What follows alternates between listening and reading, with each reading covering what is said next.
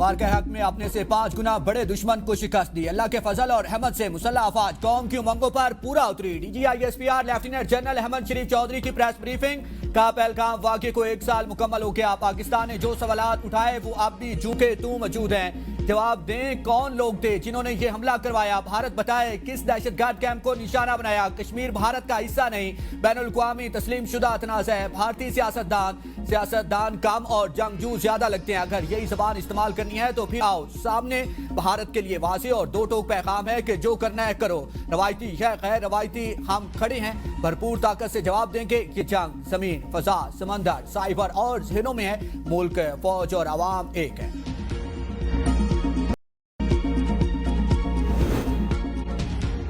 कश्मीर भारत का अंदरूनी मसला नहीं, कश्मीर आलमी सतह पर हल तलब मामला है। पाकिस्तान की कश्मीर के हवाले से सोच में कोई तब्दीली नहीं हो सकती।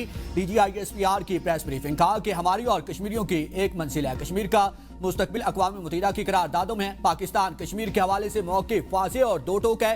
कश्मीर पाकिस्तान की शाहरग और है का। भारत ने बयानिया बनाने की कोशिश की। पाकिस्तान दहशतगर्दी कर रहा है।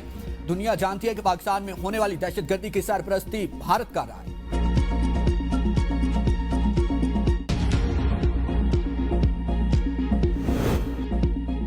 पाक फौज का सियासत से कोई ताल्लुक नहीं। बातचीत सियासी जमातों का इस्तेहकाक है। आप बातचीत से मसाइल हल करें। आपको किसने रोका? तर्जमान पाक फौज चौधरी अहमद शरीफ की प्रेस ब्रीफिंग कहा कि हम किसी सियासत की सोच को नुमाइंदगी नहीं करते। पाकिस्तानी सियासत में स्टेक होल्डर्स नहीं है। मुल्क की आर्म फोर्सेस हैं। पाक फौज एलीट की नहीं, गरीब की फौज है। भारत को गलतफहमी थी पाकिस्तानी अवाम और फौज में दूरी है।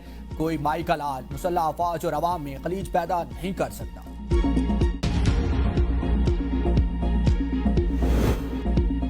मार्के हक में भारत ने कई बार अपनी बहरी बेड़ा तैनात करने की कोशिश की। भारतीय बहरिया की हिम्मत नहीं हुई कि वो हमारे पानियों का रुख करे। Deputy chief of naval staff rear admiral Shafat Ali Khan की प्रेस ब्रीफिंग कहा कि भारत ने खुफत मिटाने के लिए गैर जिम्मेदाराना बयानिया दिया। हम चाहते हैं लेकिन उसे हमारी कमजोरी ना समझा जाए। हमने अपनी सलाहियतों को दिन ब दिन पॉलिश कर रहे हैं। Deputy chief of air staff Tariq Mahmood Ghazi ने कहा कि मार्के हक में स्कोर 8-0 रहा। पाक फजाइया दुश्मन की हर सरगर्मी को नोट कर रही थी। दुश्मन हमारे बॉर्डर के करीब आने की जुर्रत नहीं कर सकता। एयरफोर्स ने पहली बार मल्टी डोमेन ऑपरेशंस को फाल किया। स्काई सर्विसेज प्लान की गाइडेंस तय की। भारत को अपनी फोर्स को रिलाइन करना पड़ा। मार्के हक में श्रीनगर से बठिंडा तक पाक फजाइया ने दुश्मन को सबक सिखाया। पाक फजाइया ने दुनिया के सरफरिस्त लड़ाका हथियारों को खाक में मिला दिया।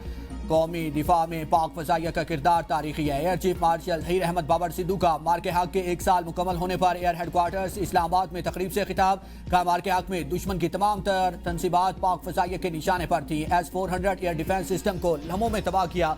नियानुल मरसूस में पाकिस्तान ने बेहतरीन ड्रोन सलाहियत का मुजाहिरा किया। पाकिस्तान ने फजाइया, इलेक्ट्रॉनिक और साइबर वारफेयर में दुश्मन को धूल चटाई। रिकॉर्ड टाइम में दुश्मन की तनसीबात उड़ा दी। साइबर शहीनों ने दुश्मन की साइबर सिक्योरिटी को तबाह किया। भारतीय फजाइया को इबरतनाक और तस्लील से भरपूर शिकस्त दी। पहलगाम फॉल्स फ्लैग के बाद पाकिस्तान ने भारत को गैर जानिबदाराना तहकीकात की पेशकश की थी, मगर भारत ने पाकिस्तान पर बेबुनियाद इल्जामात लगाकर जारियत की। पाक फजाइया ने भारतीय जारियत का भरपूर और मुंह तोड़ जवाब दिया।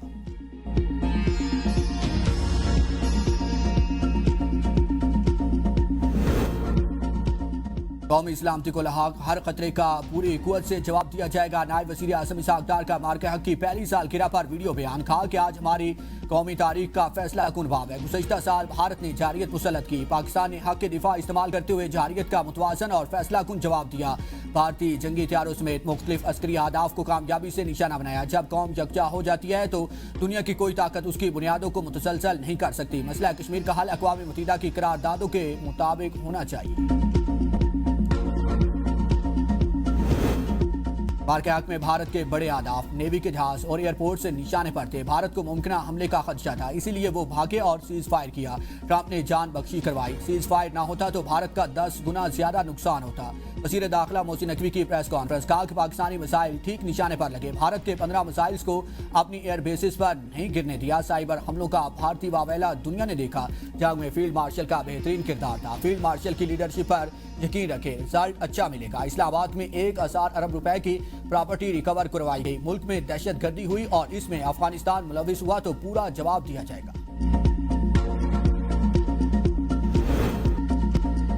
भारतीय जारियत का भरपूर और मुकम्मल ताकत से जवाब देंगे। पाकिस्तान भारत की जंगी तैयारियों से मुकम्मल तौर पर आगाह और अपने दिफा की भरपूर सलाहियत रखता है। तर्जमान दफ्तर खारजा ताहिर हुसैन अदराबी की प्रेस ब्रीफिंग, कहा कि ईरान और अमेरिका के दरमियान कशीदगी के बावजूद जल्द मुआहदे की उम्मीद है कि दोनों ममालिक अपने मामला जल्द खुश असलूबी से हल कर लेंगे। सोमालिया में कज़ाकों के हाथों एक जहाज यरकमाल है जिसमें पाकिस्तानी भी मौजूद है। उनकी बाहिफाजत वापसी के लिए पाकिस्तानी टीम जल्द सोमालिया रवाना होगी। कंबोडिया में ज़ेर हिरासत 49 पाकिस्तानी वतन वापस पहुंच चुके। युगांडा में ज़ेर हिरासत 85 पाकिस्तानियों को भी पाकिस्तान मुंतकिल कर दिया।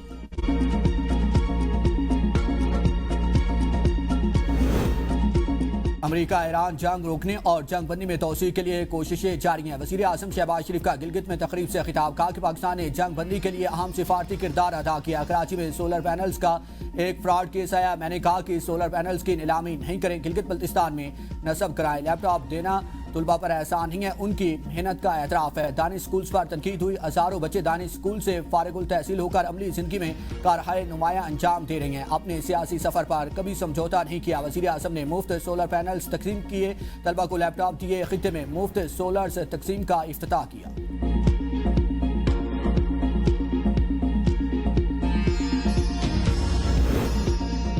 ईरान की जानिब से अमरीकी तजावीज़ पर आज जवाब दिए जाने का इम्कान। अमरीकी मीडिया के मुताबिक अमरीका और ईरान जंग के खात्मे के मुआहदे के करीब पहुंच गए हैं। ईरान की जानिब से अमरीकी तजावीज़ पर सालसों को आज जवाब दिए जाने का इम्कान है। तर्जमान ईरानी वज़ारत ख़ारजा इस्माइल वकाई का कहना है कि ईरान अमरीकी तजावीज़ का जायजा लेने के बाद पाकिस्तान को अपने मौक़िफ़ से आगाह करेगा। मुज़ाकरात असास मरहले में दाखिल हो गए, संजीदा कोशिशें और नेक नीति लाजिम है। ज़बरदस्ती या इस्तेसाल को मुज़ाकरात का नाम नहीं दिया जा सकता।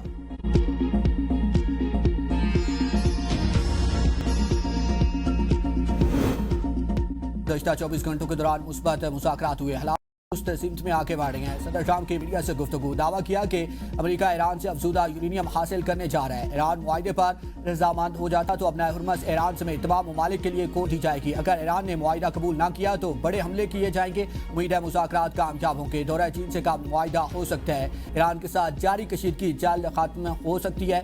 अमेरिका ईरान को एटमी हथियार हासिल करने की इजाज़त नहीं देगा।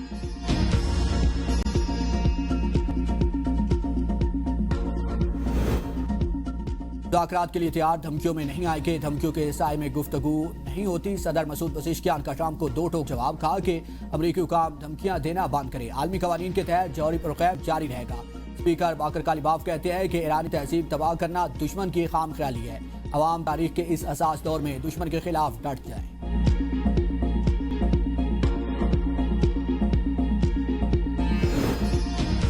ईरान की अपना हुर्मस में जनूबी कोरिया के बहरी जहाज पर हमले की तरदीद। जनूबी कोरिया में ईरानी सफारत खाने के मुताबिक ये वाज़ेह किया जा चुका है कि अपना हुर्मस ईरान के दिफाई दायरे कार का अहम हिस्सा है। इस रास्ते से महफूज गुजरगाह के लिए मुतल्लिका कवानीन की मुकम्मल पाबंदी जरूरी है। मुकर्रर कवायद और ज़मीनी हक़ाइक़ को नज़रअंदाज किया गया तो गैर इरादी वाक़यात में पेश आ सकते हैं। पीर को पनामा परचम बरदार कार्गो जहाज में धमाका और आग लगने का वाक़या पेश है, जिस पर 24 अफराद सवार थे। IMF एग्जीक्यूटिव बोर्ड का इजलास कल तलब। पाकिस्तान के लिए $1 अरब 20 करोड़ कर्ज की मंजूरी मुतवक्के। $7 अरब EFF प्रोग्राम की तीसरी जायजा रिपोर्ट कामयाब हो चुकी। पाकिस्तान और IMF के साथ 27 मार्च को स्टाफ लेवल मुआहिदा तय पाया था। PTI के जलसों और अडियाला जेल से बाहर आने का कोई प्रेशर नहीं है। वज़ीर दिफा ख्वाजा आसिफ कहते हैं कि PTI के करीब 3 लोग उकता गए हैं, वो कहीं अडियाला के बाहर और जलसे जुलूसों में नजर नहीं आते। PTI के एक लीडर को ऑपरेशन बुनियानुल मरसूस के हवाले से तकरीब में बुलाया, वो तबीयत की खराबी का बहाना बनाकर नहीं आए। फील्ड मार्शल और वज़ीर आज़म की सिफारतकारी से अमेरिका और ईरान मुआहदे के करीब पहुंच गए। इसके बाद हालात बेहतर, तेल की कीमतें कम हो जाएंगी, महंगाई की लहर भी वापस होनी शुरू हो जाएगी।